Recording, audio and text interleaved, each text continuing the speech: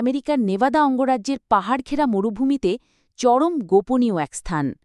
নিষেধ সত্ত্বেও কেউ ভেতরে ঢুকলে দেয়া আছে গুলি করে মেরে ফেলার নির্দেশনা। এমনকি এর উপর দিয়ে চলতে পারে না কোনো বিমান। অনেকে বলেন এটি এলিয়েনদের আস্তানা।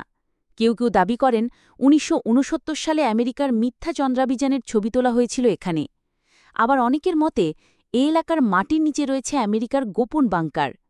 অর্থাৎ এই জায়গাটি নিয়ে মানুষের কৌতূহলের শেষ নেই। এর নাম এরিয়া 51।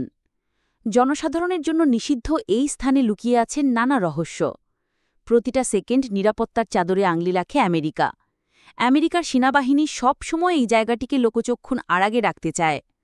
এরিয়া 51-এর ভেতরে আসলে কি ঘটে সে ব্যাপারে কখনোই আনুষ্ঠানিকভাবে কিছু জানায়নি আমেরিকা। মূলত এই কঠোর গোপনীয়তার কারণেই এরিয়া 51 নিয়ে ডালপালা মেলেছে নানা জল্পনা-কল্পনা।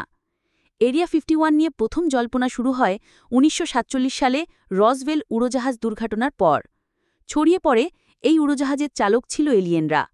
অনেকের মতে আবার সেদিন উড়োজাহাজ নয়, উড়েছিল স্পেসশিপ।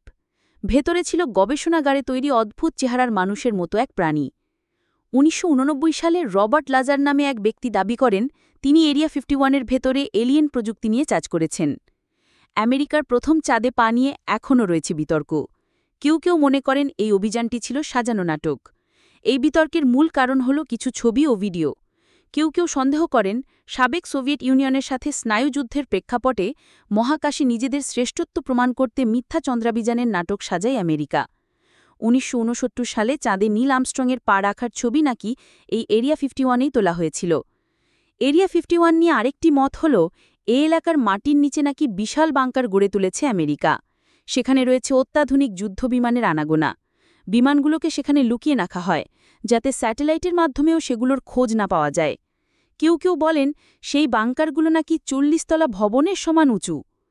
কেন্দ্রীয় গোয়েন্দা সংস্থা সিআইএ ২০১৩ সালে প্রথমবার এরিয়া 51-এর অস্তিত্বের কথা আনুষ্ঠানিকভাবে স্বীকার করে নেয়।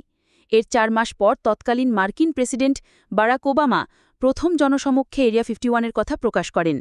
জানা যায় আমেরিকা ও সাবেক সোভিয়েত ইউনিয়নের মধ্যকার স্নায়ুযুদ্ধের সময় ১৯৫৫ সালে এরিয়া 51-এর নির্মাণ করা হয়। তবে এরিয়া 51-কে আমেরিকা আসলে কোন কাজে ব্যবহার করে তা নিয়ে রহস্য কাটেনি এখনও।